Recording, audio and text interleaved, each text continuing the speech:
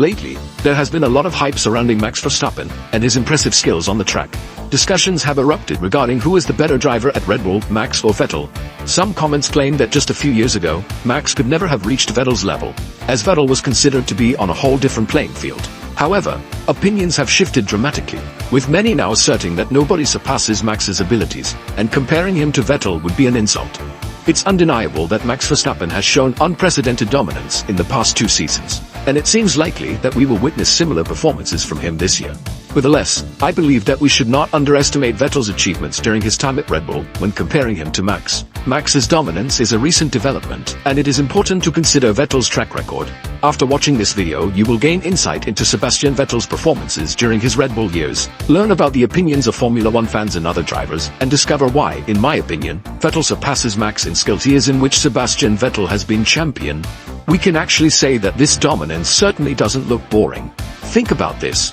Vettel won the years 2010 and 2012 for a total of 7 points, and remember, 6th place is worth 8 points. If there had been a small mistake or mechanical failure in those 2 years, we could have been talking about Fernando Alonso's 4 titles and whether Vettel could catch him. Only in 2013 did we see a season that we could really describe as boring, and in all the rest of the seasons, Sebastian Vettel was in competition. And yet there were a lot of big names like Toto Wolff, Lewis Hamilton, and even Jenson Button talking about Sebastian Vettel's dominance being the most boring dominance ever. In fact, it was all about Vettel's driving style.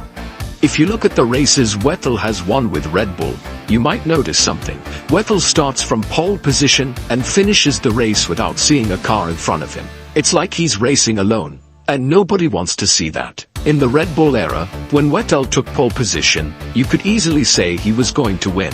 And that's exactly what made Vettel's dominance boring. Another reason was Vettel's character, which was glaring at the time.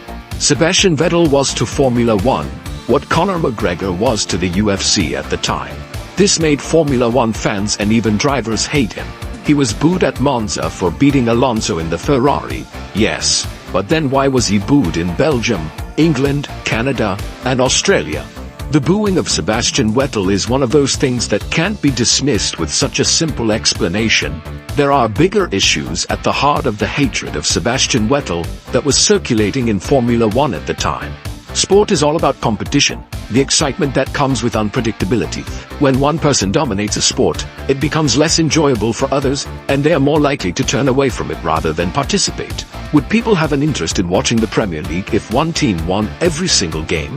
The answer is no, they wouldn't. Now we can observe that Max and Vettel are facing similar criticisms. However, it is important to note that Vettel has achieved his success in far more challenging circumstances. During his prime, he was up against tough competitors such as Schumacher, Alonso, Hamilton, Button, and many other outstanding drivers. These drivers, though exceptional in their own right, cannot compare to the ones we have in Formula 1 today. Naturally, feel free to come and inform me about Sherlock Larkin's greatness, but it's important to realize that you weren't watching those guys during that time. And yes, Sebastian Vettel's car was indeed the fastest car on the grid. However, the gap between his car and the others was never as significant as the gap between Max Verstappen's car and the rest. It's unfair to compare these two individuals. What people fail to understand is that when Sebastian Vettel achieved all these remarkable things, he was being compared to just one man. Michael himself even acknowledged that Sebastian Vettel was the only one capable of surpassing his records. In the 2010s, if you're being compared to Michael Schumacher while still in your 20s, that should certainly be enough to establish you as the best Red Bull driver.